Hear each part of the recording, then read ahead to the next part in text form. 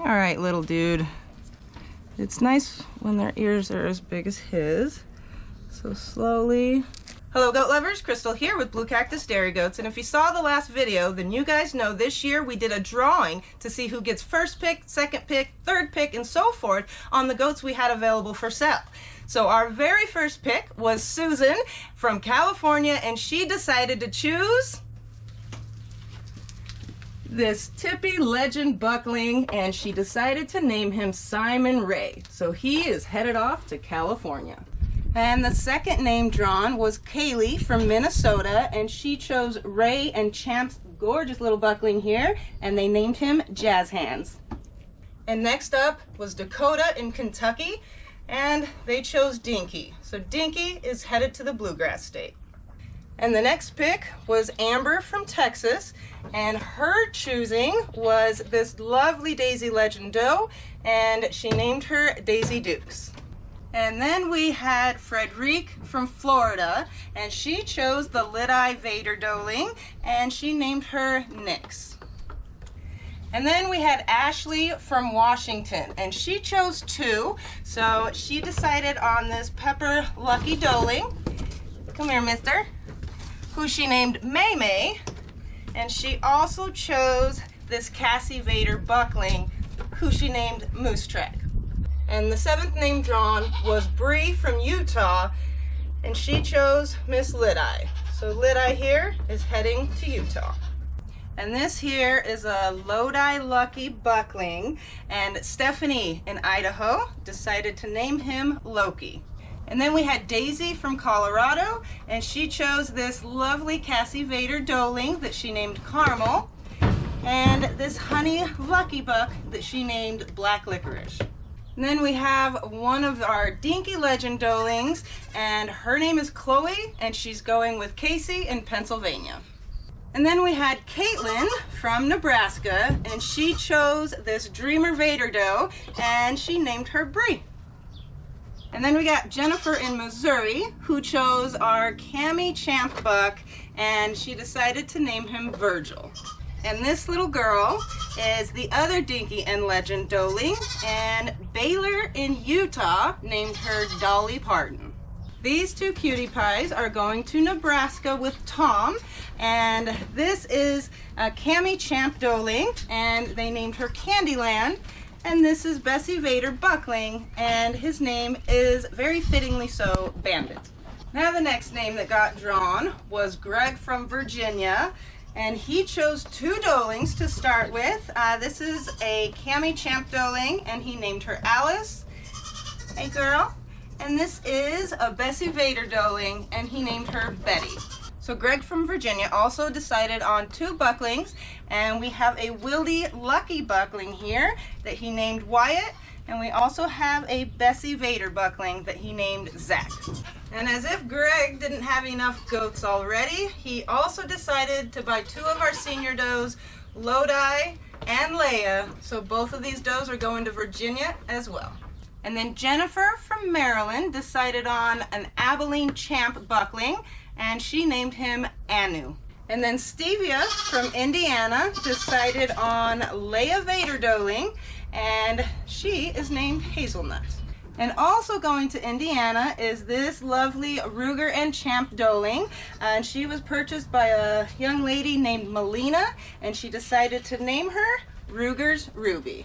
And the last senior doe that we sold this year is going to Brittany in Colorado, and that is beautiful Miss Ruger.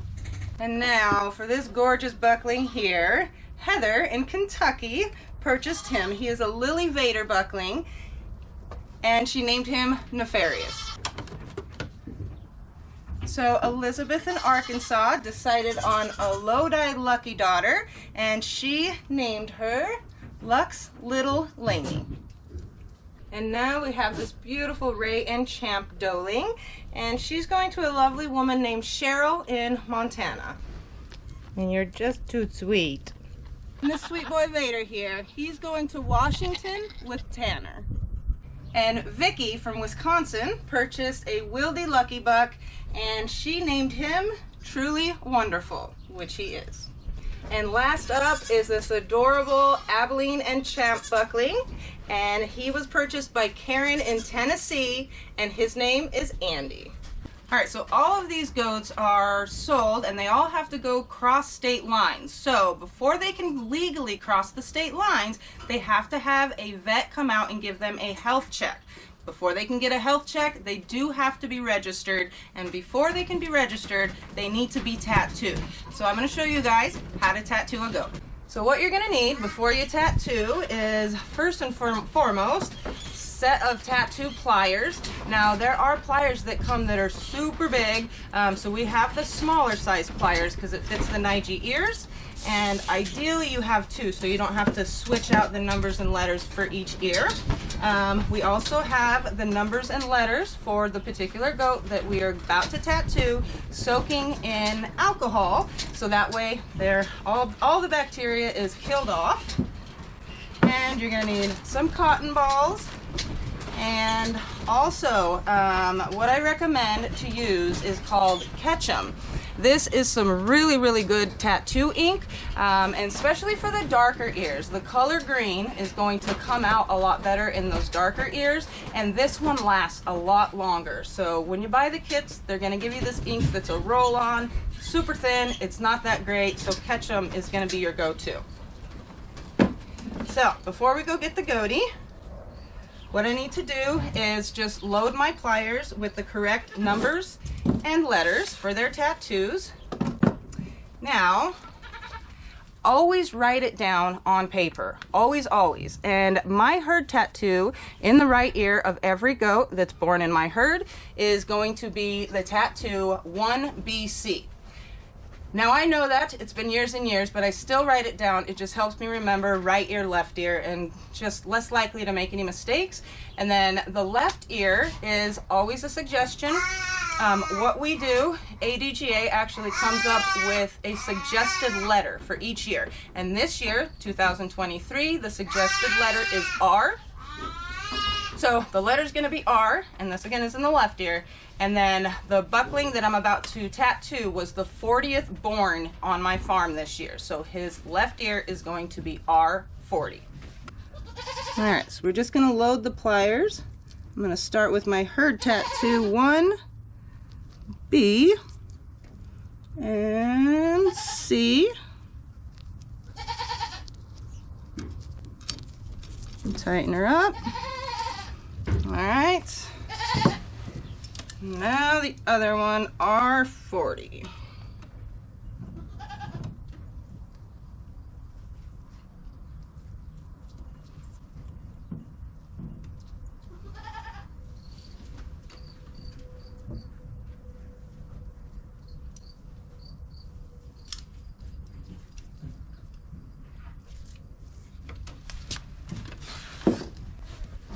Okay, so technically we are ready. We have everything disinfected, and I didn't tell you guys or show you guys. You also disinfect the pliers. You clean them with alcohol and a cotton ball really well. And before you ever punch an ear, you want to have a piece of paper that you can punch the pliers on just to make sure that the numbers are in the correct order and it looks good. So for 1BC, 1BC, that's perfect. And then we're going to check our R40.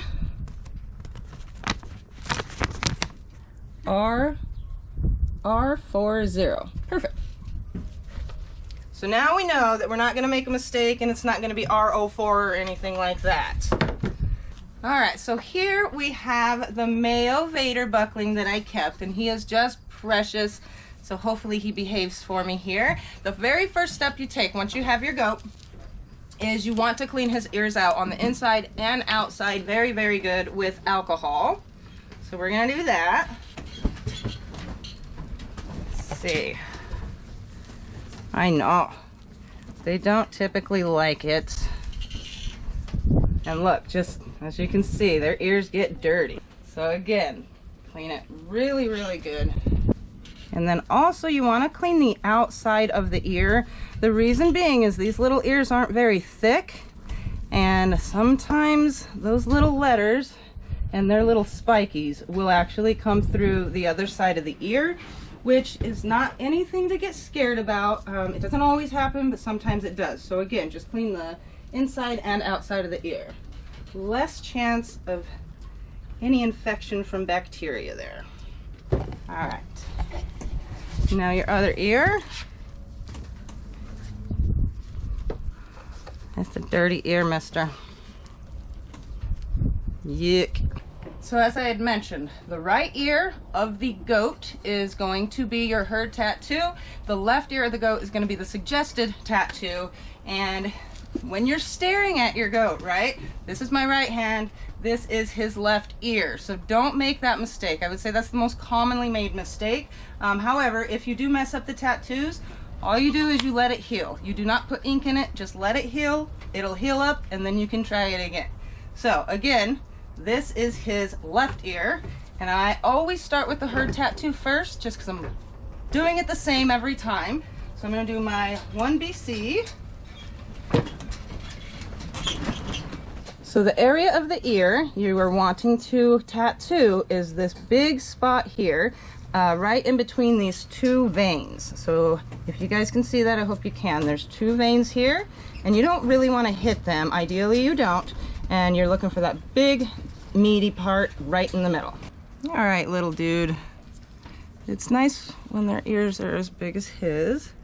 So slowly. Good boy. There we go. There we go. I'm sorry. All right, and then you're gonna check it. You see that those holes punctured nicely. 1BC in the correct ear.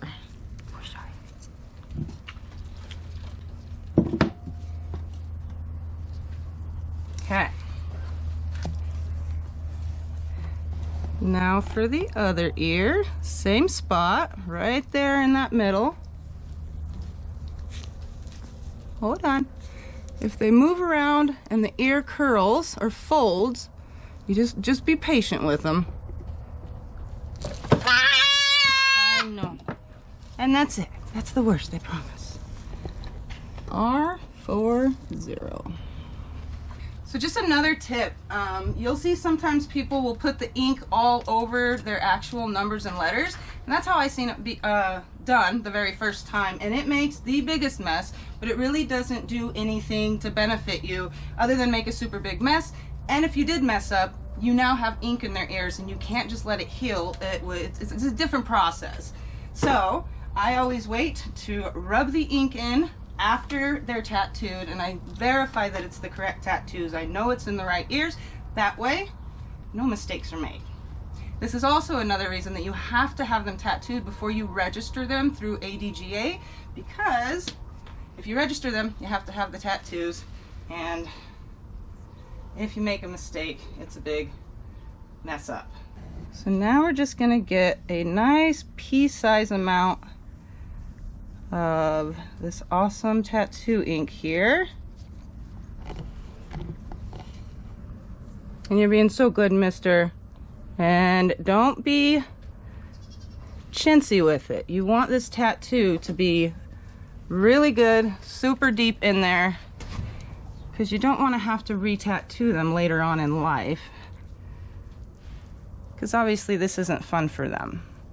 And he's being such a good boy. So you just rub it in those holes super, super good. Like so. Now the other one.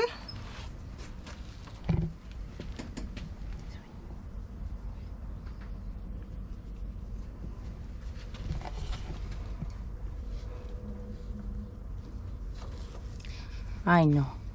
It's a little tender. I'm sorry.